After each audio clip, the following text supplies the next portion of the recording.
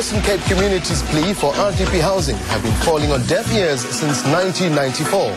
I'm very much disturbed by the fact that nothing has been done here for the past 15 years, and that is why I'm going to take this issue with them. And in the Northern Cape, the battle against a huge housing backlog continues. Because of the distances and the availability of material, you find out that the structure that we give at the end of the day, it's quite problematic. A very good evening to all of you. My name is Leanne Manus. Welcome to the show. We are now in the final stretch before the local government elections. Week to go, and everyone must vote. And good evening, I am SABC2. Yes, South Africans, we are going to the polls next week to elect our new local councillors. Now, in tonight's show, we will be talking to Professor Ivan Churik, who is the main author of the 2011 State of the Cities report, which marks the 10th anniversary of democratic local government. To all of our viewers out there, thank you so much for your SMSs and your emails. Please do keep sending them. The SMS line is 33726. Remember to begin your message with the word elect. Follow that with the rest of your comment, and an SMS does cost you R1.50. And as usual, we'll begin the show with a wrap of the latest election news today. They're compiled by Richard Ingram. The police say they're ready to deploy some 75,000 police officers nationwide to safeguard polling stations, the transportation of ballot boxes, and secure the counting process in next week's local government elections. Some 50,000 officers will be deployed at the more than 21,000 polling stations. The intelligence structure have done a risk analysis at each and every polling station and will deploy between 2 and 4 police officials at each polling stations according to the risk analysis. Around 1,200 soldiers will be deployed at identified points, while dedicated detectives will investigate any cases of crime related to the elections. This is one of the most peaceful elections that we have held since 1994. And we also would like to thank our political parties. I think they've also shown a sense of maturity for them to exercise the maximum kind of tolerance when it comes to political campaigning.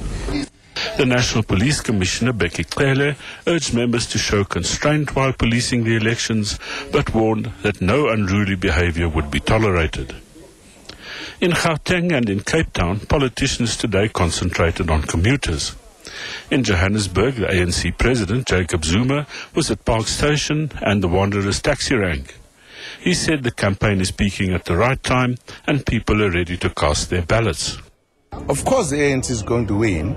That's a well-known fact. It's a question of what percentage, really.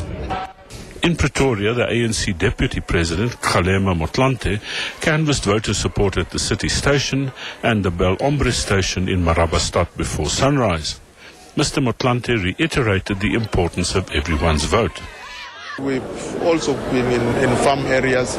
Some of them have now been asked, who are registered in the local areas, have now been granted leave by the landlords. So that's a bit of a challenge in those areas. But by and large, the majority of the people are ready to participate. In Cape Town, the provision of transport was punted as examples of a widening disparity between rich and poor in the city. The city today officially launched the first phase of its multi-billion rand integrated rapid transit bus system between the Central Business District and Tableview in the west. There you have a reliable rail service in place already. You have a reliable bus service in place already and a reliable taxi service already. Here you only have some sort of a taxi service in place. Speaking on a train near the Nyanga railway station, the ANC mayoral candidate, Tony Ehrenreich, said the service was being launched in areas where it wasn't needed. The city has a key responsibility to provide transport, and even though trains fall under PRASA, we can run bus lanes next to the train system to ensure that we alleviate the overcrowding in the short term. Now, a rural community in the Western Cape say no RDP homes have been built in that area since 1994. Residents say they've exhausted all avenues, trying to reach all spheres of government to share their plight with politicians and housing officials. This report is compiled by Abra Babia. Rosenville is a farming and wine-producing town, a mere 90 kilometers outside Cape Town. It's definitely one of the most beautiful towns in the Western Cape and possibly the country. So beautiful that even its informal settlements are easier on the eye than most other informal settlements. But don't be fooled. Although this informal camp is flanked by a mountain range, nestled in a valley, once you venture in just a little bit deeper, you will quickly realize the extent of the poverty these residents endure each day. But informal settlements are nothing new to this country. So what makes this town different? Perhaps the fact that since 1994, not a single RDP house has been built here by government. Some community members have been trying to exercise their rights to access adequate housing here. We started to negotiate with the local minister and of course the municipal council. When in 29 they didn't answer us, we took the protest note to their offices and then we contacted Premier Helen Zille. She mailed us that she's busy and couldn't come to Rosenville. She promised to send the Minister of Housing to us, but that didn't realize. Then we contacted President Zuma's office, which asked us to talk to the National Minister, Segwale, but that was also unsuccessful. And with each year they've been waiting for a response, the situation has become worse, with the area becoming increasingly overpopulated by the month. According to Mr. Langisa, land purchased by the municipality has been set aside for housing. But years down the line, no homes have yet been built on that land. Last Wednesday, while on assignment in the Denova township in Rosenville, the provincial human settlement minister Bonginkosi Madikizela also happened to be there. The MEC from Premier Helen Zille's Democratic Alliance administration blames the local ANC-run municipality. I'm very much, disturbed by the fact that nothing has been done here for the past 15 years, and that is why I'm going to take this issue with them. Irrespective of what happens after the 18th, we must make sure that we address the issue of housing here very, very soon. We did try to contact the local municipality, but were unsuccessful in our attempts. We were hoping to understand why the land bought for 1.8 million rand 2 years ago had not yet been developed for housing. Mr. Langisa says money has been spent on moving the floodline, making it safer for people to live here, and that millions have also been paid to Eskom to move their power line to make way for houses. Mr. Madikizela says he is aware of land that was purchased, but says a decision has been taken because only 72 housing units can be built on this land. He says other avenues are now being investigated where more homes can be built. But in the meantime, the hundreds of children living here will have to continue using the riverbank as a toilet. More children will risk their lives playing around open fires because there is no electricity, and incidents of disease and illness will continue because of the living environment. As you can see, these homes and shacks are built very close to each other. They are basically right on top of each other. So it makes it really easy for germs to flow through this area. Another major concern of residents here are the high levels of TB being reported. And that too has been put down to the poor living conditions here. Residents say they're tired of living this way.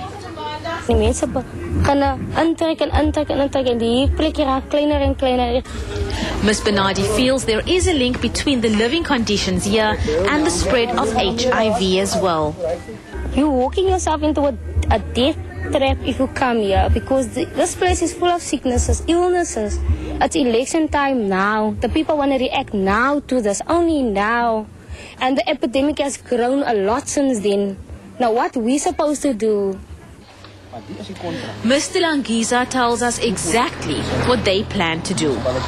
That's why our next step is to the Supreme Court, so that the court can decide when these houses should be built and the process should start. He says they've also been in contact with the Human Rights Commission about their plight. Mr. Madikizela says the provincial government is powerless until the municipality applies to it for housing developments. as things stand, we have not yet received any application for this area. And as you know, this is how we work as the government. Our responsibility is to make funding available to municipalities based on the applications that they send to us. We cannot dictate, as the province and national, to municipalities as to which areas they must prioritize. So it has to do with poor planning. The MEC says the municipality is looking into other housing development options. He will be advising them, and that's all he can do.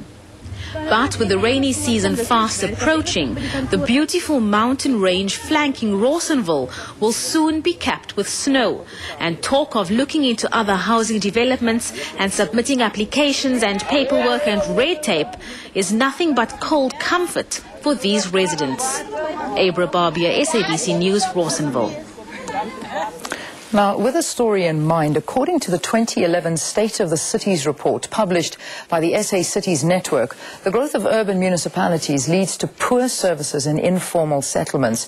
The report, which marks the 10th anniversary of democratic local government and is published on the eve of the May 18 local elections, also found that South African cities are making a vital and growing contribution to all-round national development despite their internal problems. We're now joined by the main author of this report, Professor Ivan Turek, who is in our Cape Town studios. And Professor Turek is the Deputy Executive Director of the Economic Performance and Development Research Program of the Human Sciences Research Council. Good evening, Professor. Thank you very much for joining us on the program. Good evening, Leanne. Pleasure to be with you. Now, the State of the Cities report listed great progress in South Africa's major cities in terms of service delivery. But what still needs to be done to make these cities function better? We've just seen an insert where residents in certain areas are very unhappy with no service delivery. I think the starting point is to understand that cities are functioning as our jobs machine in South Africa at the moment, and they have been over the last decade or so. So this is really the driver behind the attraction of people from other parts of the country. So in the first point, I think, is that we need to encourage and facilitate the economic growth and development of our cities so that we get more and better jobs. Then, of course, we have to accommodate people. People are naturally following the opportunities. We need to give them space to live where they want and to live their lives more effectively. And so we have to take this service delivery issue much more seriously. We need to look hard at where people are moving to. We need to plan and manage the whole process of movement to our cities much more effectively. Yeah. What we've done over the last 15 or 20 years or so is basically to react. Where people settle, we kind of react and accept and often reluctantly acknowledge where they are. If we plan the thing in advance, by putting in the infrastructure, by building where we can afford to do that, building structures for people, building schools and transport connections, then the whole process becomes much more efficient, much more functional. So that's the first point. The second point, where we have already existing settlements, some of those examples you've talked about, we need to help those communities to upgrade their conditions, to de-densify where shacks are too close together, to provide sanitation and water and electricity so that people are not exposed to excessive health and fire risks. We need to basically start a process of upgrading, working very closely with the communities to ensure we do it sensitively and sympathetically. Yeah, but these are things that I think anybody can obviously say that this needs to be done, but the bottom line is it's not being done. And it doesn't appear that government is thinking ahead, like what you're saying. There's no forward planning. We see some communities living like this, and yet when we look at what's happening in South Africa, I mean, for instance, we've witnessed more than 450 service delivery protests since 2004. I mean, the root causes of these protests include a lack of basic services, maladministration, corruption, nepotism, just to name a few. Now, although present local government systems is over a decade old, have we achieved enough in this time? I agree that we haven't achieved enough. The picture is not completely bleak, right? So that there are good examples around the country of where this is being done very well. We need to learn from that best practice and make sure that we transfer it to other places. you're quite right that there have been a whole range of problems. And one of them is that government, the different spheres of government haven't worked together very well. Local, provincial, national. Too often these are seen as conflicting spheres rather than working in tandem, so that, you know, resources are allocated effectively, so that people talk to each other properly and really work together on a day-to-day basis. I mean, I think the other thing is that we do need to put more resources into our townships and informal settlements. There is a financing problem as well as a sort of administrative problem. The scale of it is an enormous challenge. We need to recognize that these places are here to stay, these informal settlements. By and large, they're going to stay where they are. We need to accept them as permanent and start investing in them, not throwing bits and pieces of money here and there, but actually taking them much more seriously as settlements that are here to stay for the future. Yeah, that's the advice to government. In other words, invest in them. They are here to stay. Let's look at another a key feature of the report, and it's quite alarming, actually. According to it, it's saying that 1 in every 8 young person between the ages of 18 and 24 does not have a job. I would imagine one could actually call this a ticking time bomb. In fact, it's the other way around, Leanne. It's only 1 in 8 has a job. I beg your pardon. Seven out of every 8 young people doesn't have a job. This is a shocking statistic, and it should be a real wake-up call. We've got to do a range of things to help our young people have the hope of getting a job and actually to get a job.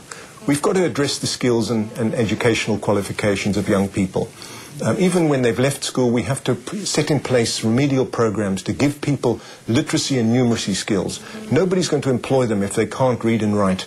So that's the first thing, the skills agenda. The second thing, I think, is around more work experience. Employers are often nervous of employing young people if they've got no track record. They haven't proved they can hold down a job. So we've got to give them a work experience for 6 months, 9 months, or whatever, to prove that they've got what it takes to get up early in the morning, to do a hard day's work, and to be productive. And then the third thing is, of course, we need more jobs. We're not going to absorb youth unemployment unless overall we have more employment.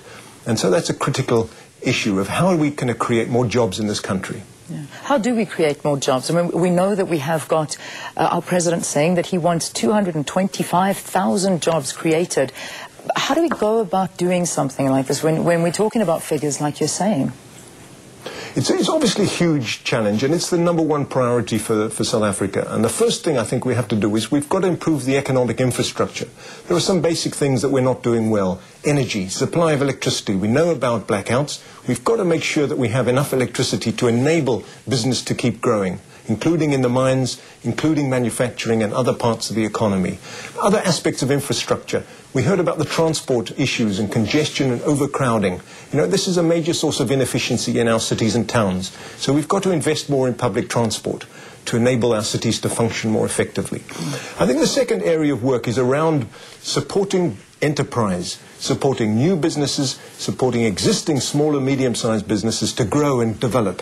We've got to provide managers with skills in business, in running a business, in financial management, in marketing, in human resources and so on. We've got to help our businesses to grow and develop and show from government at the top that this is a major priority, help business to grow and expand and create more jobs. And I think the third thing is we've got to equip labour.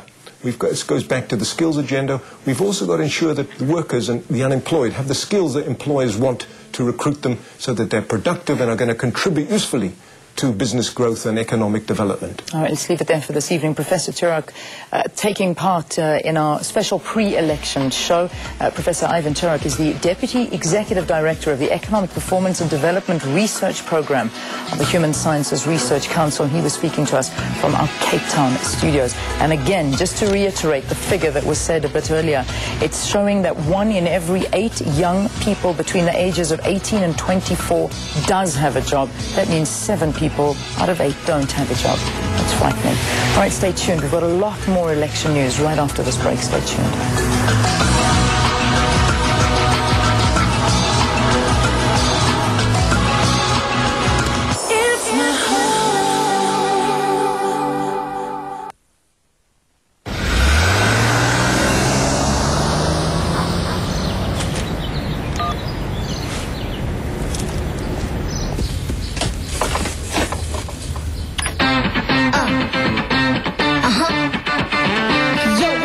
rockers, coming with the rockers. Everybody listen, I'm a drop it at the top. Turn out the volume, fresh like Doom. Sinning with the round up my man, double HP. Don't slip on my Elvis blue face. Sugar smash, double cars to be any days.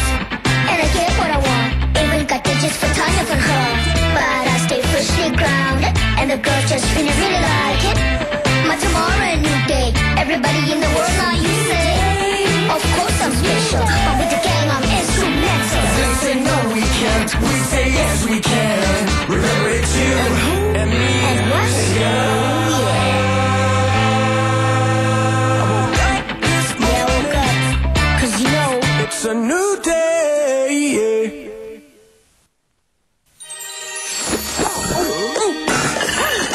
Ach, no, man, I'm full of grease. This water's cold. This is not lekker. Chill, dude. Endless days of scrubbing are like over. The ladies bought new Sunlight Turbo. Ach, what do you know, Boot? This new formulation with real lemon juice will cut through your grease fast, even in cold water. Cool, brew. Here's to faster degreasing. Faster degreasing at any temperature with Sunlight Turbo. Remember me when I make you look back at me in disbelief. With your bulging eyes and your open mouth, I knew you'd never believe it. And the softest things are the lovely things. And I'd only ask you one thing. Forget me not. Few things come softer than Twin Saver's new and improved luxury 2-ply toilet paper. Twin Saver.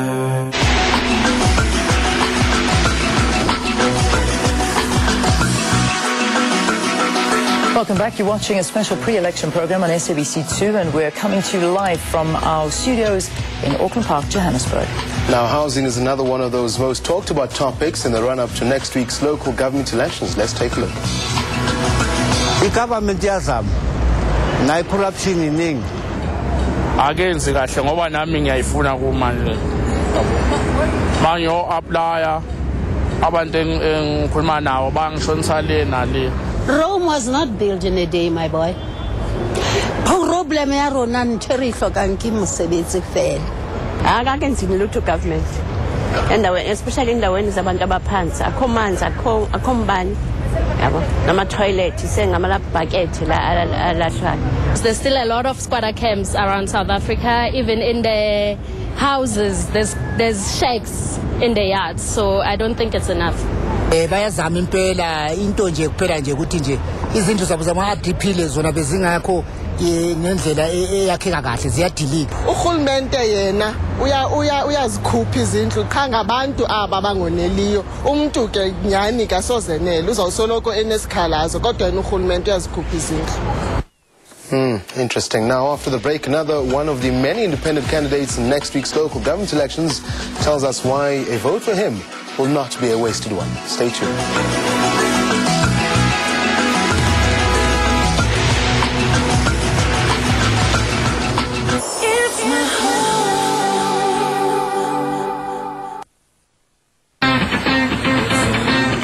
Visit Vodacom.co.za and you could win one of 100 limited edition Vodacom red phones, loaded with 1,000 Rand free airtime. Every month for 2 years.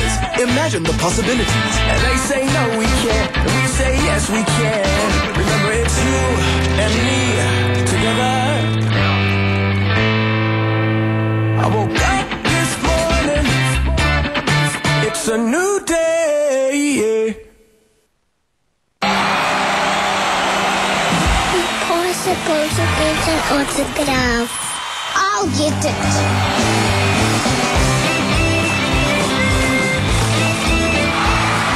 There's nothing impossible if you have a hero inside.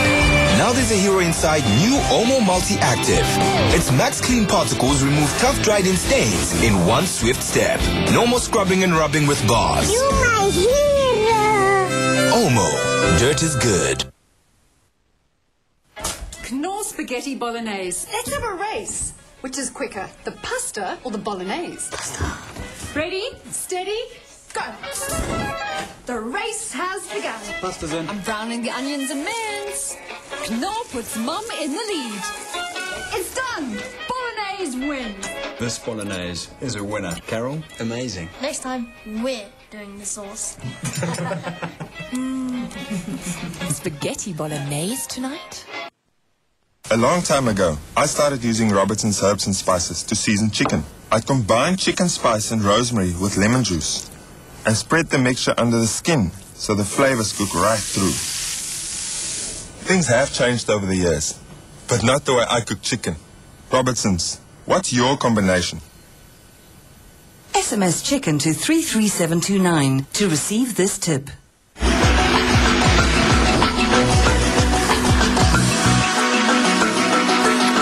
Welcome back. Now, for more election news, a feature of this year's local government elections is the large number of independent candidates. One of the main reasons for this is unhappiness with the nomination lists of political parties. So, let's hear from yet another one of these independent candidates and find out why he is contesting the election.